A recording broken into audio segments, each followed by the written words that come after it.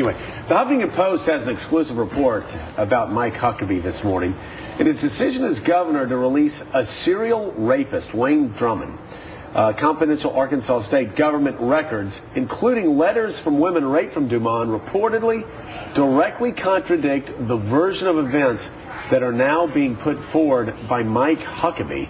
And Willie, you have a letter that was sent to Mike Huckabee when he was governor of Arkansas from a woman who was raped by this beast. Yeah, so in 1999, Governor Huckabee supports the release of this guy, Wayne DuMond, claiming he says none of us could have predicted what he would do next. But the Huffington Post has received letters that were previously confidential that were sent to the governor's office, begging that they leave him in prison because they'd been victims. And one of those, I hesitate to even get into the story, but it was a woman, one of the rape victims, who the guy held a knife to her throat and her child was in the room. Just horrible, horrible stories. And the Huffington Post claims these were confidential letters from state government records in Arkansas that were sent to the governor. And so the story, and I know you don't want to get into the details, you can get that on the Huffington Post, but there was a woman who was brutalized, who was raped, who had a knife held to her throat, while her 3-year-old baby was lying in bed next to her.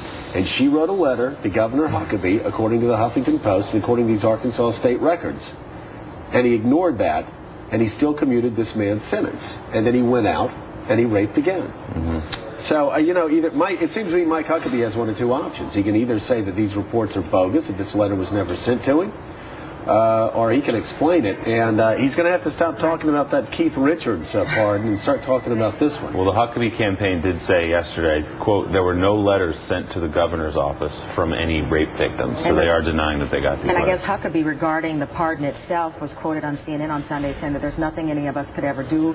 None of us could have predicted what DuMond could have done when he got out. You know what you can do? You can keep rapists in prison. That's what you can do. I get so sick and tired of politicians saying, oh, we can only give somebody that rapes a child 3 months.